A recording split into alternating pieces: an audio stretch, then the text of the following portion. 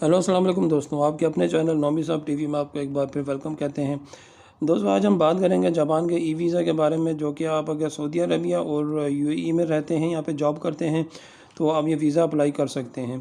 तो दोस्तों, इस वीज़ा की क्या रिक्वायरमेंट है, इसके लिए क्या क्या डॉक्यूमेंट चाहिए, कितना टाइम लगता है, उसकी क्या फ़ीस वगैरह है, ये सब जानने के लिए आपको वीडियो को पूरा देखना पड़ेगा। कोशिश करें कि वीडियो को शुरू से लेकर आखिर तक लाजमन देखें, ताकि कोई पॉइंट या डॉक्यूमेंट आपसे मिस ना हो जाए।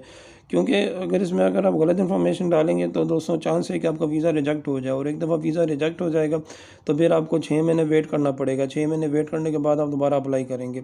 तो इसलिए बेहतर है कि आप वीडियो को शुरू से लेकर आखिर तक देखें, ताकि आपको हर एक पॉइंट जो है वो अच्छे तरीके से समझ आ जाए। मज़ीद अगर आपको कुछ समझ ना आए तो आप कमेंट सेक्शन में मुझसे पूछ सकते हैं। दोस्तों, जापान ई वीज़ा के लिए आपको गूगल में जाना पड़ेगा और यहाँ पे लिखना पड़ेगा जापान ऑनलाइन वीज़ा लॉगिन, जैसे मैंने यहाँ पे लिखा हुआ है। तो ये पहले वाली वेबसाइट आपके सामने आएगी, इसको आपने क्लिक कर देना है। इसको आप क्लिक करेंगे तो ये आपके सामने एक नई स्क्रीन खुल जाएगी। तो इस पे दोस्तों आपने एलिजिबिलिटी वगैरह पढ़ लेनी है। देखिए यहाँ पे लिखा हुआ है कि फॉरेन नेशनल जो है वो इन कंट्रीज़ के हैं, लेकिन नंबर 1 पे जो लिखा हुआ है कि जो रेजिडेंट्स हैं, तो वो जो ब्राज़ील, कंबोडिया वगैरह, इसमें ये देखें आप लिखा हुआ है कि यूनाइटेड अरब एमिरेट्स और सऊदी अरबिया, इन दोनों मुल्कों के जो रेजिडेंट्स हैं, जो जॉब होल्डर हैं, वो वीज़ा अप्लाई कर सकते हैं। तो बाकी ये टाइप ऑफ वीज़ा वगैरह आप पढ़ना चाहें तो पढ़ लें। तो यहाँ पे आप क्या है, जापान ई वीज़ा पे क्लिक करेंगे। जापान ई वीज़ा पे क्लिक करने के बाद एक नया पेज खुलेगा। अब यहाँ पे आपने इसमें सबसे नीचे चले जाना है। यहाँ पे आप जब सबसे नीचे जाएंगे दोस्तों, तो यहाँ पर आपको चेक योर नेसेसरी डॉक्यूमेंट मिलेगा, यहाँ पे आपने क्लिक कर देना है। इसके बाद आप यहाँ पे नए पेज पर आ जाएंगे। यहाँ पे आपने अपनी इन्फॉर्मेशन डाल के चेक कर लेना है कि आपको कौन कौन से डॉक्यूमेंट चाहिए। तो लेट्स से कि हम मेरी नेशनलिटी क्योंकि पाकिस्तान है, तो मैं यहाँ पे पाकिस्तान डालूँगा। पाकिस्तान आ गया। और योर प्लेस ऑफ रेजिडेंस, क्योंकि मैं यूएई में रह रहा हूँ, तो मैं यहाँ पे यूनाइटेड अरब एमिरेट्स डालूँगा। और स्टेट में दुबई में रहता हूँ, तो मैं दुबई डाल दूँगा। दोस्तों, आप अगर सऊदी अरबिया में रहते हैं तो उस मुताबिक अपने आप इंफॉर्मेशन डालेंगे यहाँ पे। और पर्पज़ ऑफ ट्रैवल टूरिज़म है, डिटेल्स, यहाँ पे भी टूरिज़म को क्लिक कर देंगे और डिस्प्ले पे क्लिक करेंगे। डिस्प्ले पे क्लिक करने के बाद दोस्तों नीचे हमारे पास ये इन्फॉर्मेशन सारी आ जाएगी। Type of visa which you need to apply temporary visitor. तो इसके लिए डॉक्यूमेंट हमें क्या क्या चाहिए, डॉक्यूमेंट हमें ये चाहिए। पासपोर्ट चाहिए, इसकी दोस्तों आप स्कैन कॉपी करा लेंगे। फैशन फ़ोटो चाहिए वाइट बैकग्राउंड के साथ। और गवर्नमेंट आइडेंटिफिकेशन कार्ड चाहिए। इसमें अगर आप यूएई में रहते हैं तो आपका एमिरेट्स आईडी चलेगी। अगर आप दूसरी कंट्री में रहते हैं, सऊदी अरबिया में, तो वहाँ का आपका जो आईडी वगैरह कार्ड है वो चलेगा, अकामा वगैरह जो होता है। उसके बाद इटनरी विद फ़्लाइट इन्फॉर्मेशन, यहाँ पे आपका टिकट लग जाएगा। ये आप किसी भी टूरिज़म कंपनी के पास या जो टिकट बुक करने वाले एजेंट होते हैं, वहाँ से जाके आप एक टिकट रिज़र्वेशन करवा लें, रिटर्न रिज़र्वेशन, वो यहाँ पे लगा देंगे। इसके अलावा दोस्तों आपने document to prove ability to pay your travel expense, यहाँ पे आपने अपनी बैंक स्टेटमेंट लगानी है पिछले 3 महीनों की। उसके अलावा document to prove ability to pay for travel expense, certificate of employment. तो यहाँ पे दोस्तों आपने सर्टिफिकेट ऑफ एम्प्लॉयमेंट लगाना है, जो एनओसी होगा। दोस्तों आपने ख्याल करना है कि एनओसी के ऊपर आपका जो है वो डेजिग्नेशन भी लिखी हुई हो और आपकी सैलरी डिटेल भी लिखी हुई हो। स्केजल ऑफ स्टे, यहाँ पे आपने वो इटनरी लगानी है कि जिसमें आपने ये लिखना स्केजल ऑफ स्टे में कि मैं इतने दिन के लिए जा रहा हूँ, 5 दिन के लिए, 6 दिन के लिए। तो पहले दिन मैं यहाँ पे जाऊँगा, दूसरे दिन यहाँ पे, तीसरे दिन यहाँ पे, चौथे दिन यहाँ पे और 5वें दिन यहाँ पे। ये आप गूगल वगैरह से रिसर्च करके आप लिख सकते हैं, आपको मिल जाएगा। होटल इन्फॉर्मेशन लगानी है दोस्तों। होटल इन्फॉर्मेशन में आपको booking.com पे जाना पड़ेगा। वहाँ पे जाकर आप होटल बुक करवा लें और वो होटल बुक करा के उसकी वो डाउनलोड करके रिसिप्ट वगैरह वो यहाँ पे लगा दें। उसके अलावा यहाँ पे आपको document to prove legal residence, जो आपका जो वीज़ा है पासपोर्ट पे लगा हुआ है पिंक कलर का, वो यहाँ पे लगाना है। सऊदी अरबिया वाले अपना वीज़ा लगा सकते हैं। अच्छा, यहाँ पे ये लिखता है कि I have check the necessary documents. तो उसके बाद आप ऑनलाइन वीज़ा एप्लीकेशन पेज पर क्लिक करें। तो जब आप नए पेज पर आएंगे तो यहाँ पे आपने अपना अकाउंट बनाना होगा। ईमेल एड्रेस और पासवर्ड डाल के रजिस्टर ईमेल एड्रेस करें। अगर आपका पहले से बना हुआ है तो फिर लॉगिन करना होगा। मेरा क्योंकि पहले से बना हुआ है तो मैं अपनी इन्फॉर्मेशन यहाँ लॉगिन करने के बाद ये आपके ईमेल के ऊपर OTP भेजेगा। वो OTP आपने अपने ईमेल से उठाना है और यहाँ पर लगा 534129 534129। ये दोस्तों मेरा OTP आ गया। उसके बाद दोस्तों ये आपके पास नई विंडो खुल जाएगी। यहाँ पे आपके पास ऊपर मेन्यूज़ हैं कि लॉगिन है, इंटर एप्लीकेशन, एग्जामिनेशन। ये जब आपके वो वीज़ा वगैरह स्टेप्स वगैरह बताए हुए हैं। ऊपर वीज़ा एप्लीकेशन है, अकाउंट मेन्यू, ये सब वगैरह वो आप बाद में देख सकते हैं। वीज़ा अप्लाई करने के लिए दोस्तों आपको न्यू रजिस्ट्रेशन में जाना पड़ेगा। न्यू रजिस्ट्रेशन में जाने के बाद ये एग्रीमेंट होगा, इसको आप पढ़ लेंगे। तो इसको आप yes I agree with above पे क्लिक करेंगे और नेक्स्ट कर देंगे। पहले जो आपका पेज आएगा, यहाँ पे आपने पहले अपना फ़ोटो अपलोड करना है। उसके बाद आपने पासपोर्ट अपलोड कर देना है। उसके बाद आपका ये फैमिली नेम आ जाएगा और गिवन नेम आ जाएगा जो आपके पासपोर्ट के मुताबिक आपने वही लिखना है। डेट ऑफ बर्थ आपकी आ जाएगी यहाँ पे। उसके अलावा नेशनलिटी या सिटीज़नशिप जो आपकी है वो लिखनी है। पासपोर्ट का नंबर आपने लिखना है। जेंडर आपने मेंशन कर देनी है। एक्सपायरी डेट ऑफ पासपोर्ट है यहाँ पे। जो आपका नेशनल आईडी नंबर है, पाकिस्तान का आईडी कार्ड या जो भी आपके कंट्री का है, अब लिखना चाहें तो लिख दें, ना लिखें तो रिक्वायर्ड नहीं है। वैसे पासपोर्ट टाइप ऑर्डिनरी है और जहाँ पे आपका पासपोर्ट इशू हुआ था वो आपने जगह लिख देनी है और पासपोर्ट इशूएंस डेट लिख देनी है। गवर्नमेंट जहाँ से आपका पासपोर्ट इशू हुआ था, अगर आपका कोई फॉर्मर फैमिली नेम या गिवन नेम चलता रहा तो वो आपने लिख दें, वरना नॉट एप्लीकेबल। इसके अलावा अगर आपकी कोई और नेशनलिटी है वो आप मेंशन कर दें, नहीं है तो जो आपकी एक नेशनलिटी जिस कंट्री की है वही आप लिखें। इसके अलावा प्लेस ऑफ बर्थ अपने अपने मेंशन कर देना है। मैरिज स्टेटस है जो भी आपका वो आपने लिखना है। ऑक्यूपेशन जो आपका है वो आपने लिख देना है। यहाँ पे ऑफिस वर्कर है, अगर आप स्टूडेंट हैं, बिजनेसमैन है, अनएम्प्लॉय है, वो आपने लिख देना है। आपकी स्पाउस का जो ऑक्यूपेशन है वो आपने लिखना है। अनएम्प्लॉयड है, जॉब, बिजनेस या जो भी है वो लिखना है।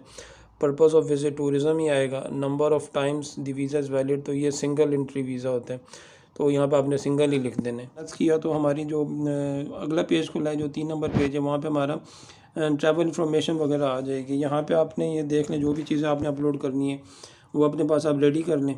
दोस्तों यहाँ पे आपने अपनी ट्रैवल इन्फॉर्मेशन वगैरह दे देनी है। Schedule date of entry into Japan जो है वो मैंने नवंबर की 20 तारीख लिख दी है कि 20 तारीख को मैं जा रहा हूँ। और schedule date of departure from Japan यहाँ पे मैंने 25 लिख दी है कि 25 को मैं वापस आ रहा हूँ। अब एयरलाइन और फ्लाइट नंबर है तो मैंने एमिरेट्स की EK318 लिख दिया है, ये एक्चुअल फ़्लाइट है जो जाती है। Number name of Japanese airport of arrival, जहाँ पे आप एयरपोर्ट पे जा रहे हैं, नरीता पे जाना चाहिए तो मैंने नरीता एयरपोर्ट का नाम लिख दिया है। तो डेस्टिनेशन जो है यहाँ पे आप अदर कर दें, अकोमोडेशन पे भी अदर कर दें। अकोमोडेशन और होटल नेम नरीता होटल, आप अपना होटल का नाम लिख सकते हैं। उसके अलावा telephone number of the accommodation है, यहाँ पे अपना टेलीफोन नंबर लिखना है। दोस्तों टेलीफोन नंबर आप याद रखें कि आपने इसी फॉर्मेट में लिखना है, 4-4 के फॉर्मेट में। ये जापानी एक ऑफिशियल पैटर्न होता है फ़ोन नंबर का। उसके अलावा एड्रेस ऑफ द अकोमोडेशन, ये मैंने नरीता होटल लिख दिया। आप अपने होटल का पूरा एड्रेस लिख दें जो आपकी booking.com पे लिखा हुआ होगा।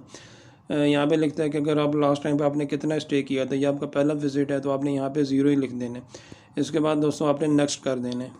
दोस्तों उसके बाद अगला जो 4 नंबर पेज आएगा, वहाँ पे आपकी जो एम्प्लॉयमेंट वगैरह की इन्फॉर्मेशन आ जाएगी।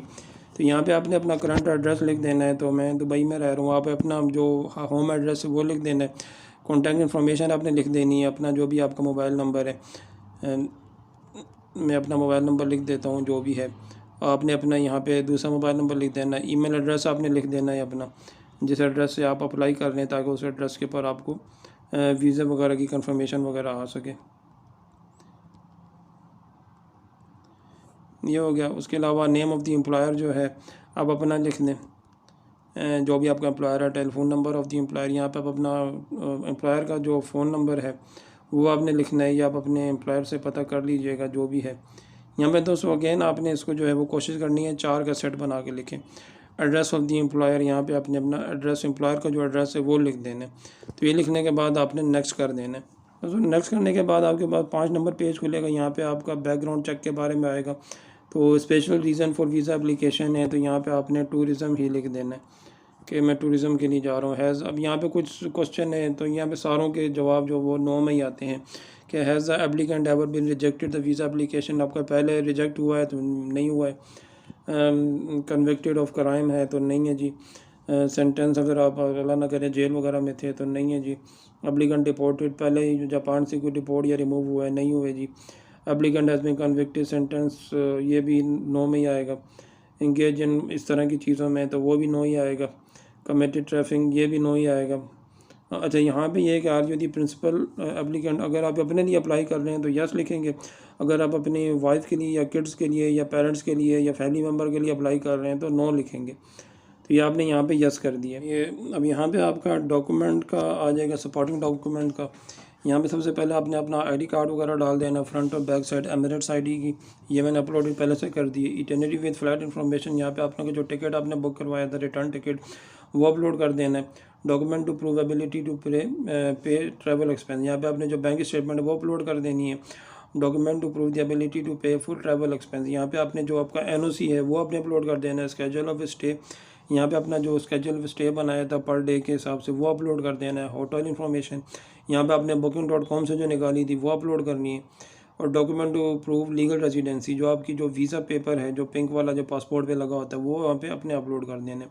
बाकी ये पेरेंट कंसर्न फॉर्म है, लेटर ऑफ ऑथराइजेशन है कि अगर आप अपने बीवी बच्चों के लिए अप्लाई कर रहे हैं। ये सारा करने के बाद दोस्तों आपने नेक्स्ट कर दें। दोस्तों फाइनल में आपने सारा चेक कर लेना है कि आपकी सारी इन्फॉर्मेशन वगैरह करेक्ट है।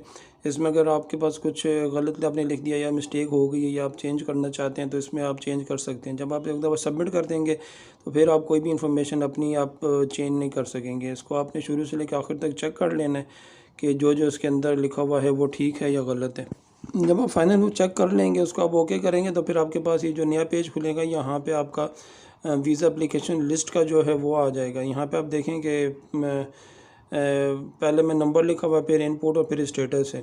तो अब क्योंकि ये मेरी 2 एप्लीकेशन है, ये मेरी और मेरी फैमिली की ऑलरेडी अप्रूव्ड हुई हुई है, तो इसको हम छोड़ देंगे। तो जो नीचे वाली जो है यहाँ पे देखें कि ये एप्लीकेशन नोट मेड, ये जो मैंने अभी जो डाउनलोड फ़िलअप की है ये वो वाली एप्लीकेशन यहाँ पर आ रही है।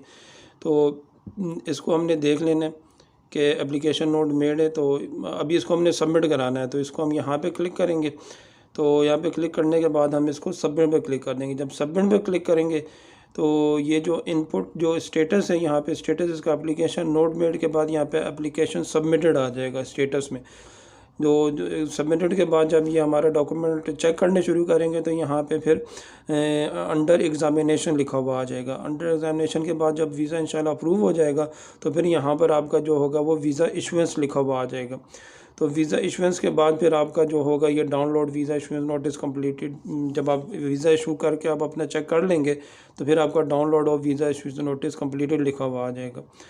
तो दोस्तों इसके अलावा ये सब इसके मेन्यूज़ है, आप मज़ीद इसके मेन्यूज़ चेक कर सकते हैं ऊपर। तो दोस्तों ये जो थी यहाँ तक थी इसकी वीडियो, और तमाम इन्फॉर्मेशन मैंने आपको बता दी है। और इसके बावजूद अगर आपको कोई चीज़ समझ नहीं लगी या कुछ चीज़ के बारे में आपको डाउट हो तो आप कमेंट सेक्शन में मुझसे पूछ सकते हैं।